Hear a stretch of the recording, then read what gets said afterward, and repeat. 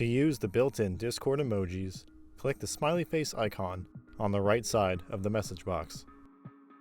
In this menu is a selection of standard and Discord-specific emojis to choose from.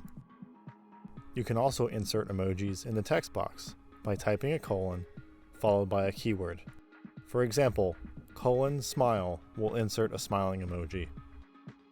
Discord also allows server owners to add custom emojis to the menu that any member can use.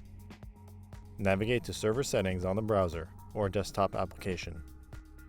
In the menu, select Emoji, located beneath the Roles section. On this page, click Upload Emoji to drop in the image you want.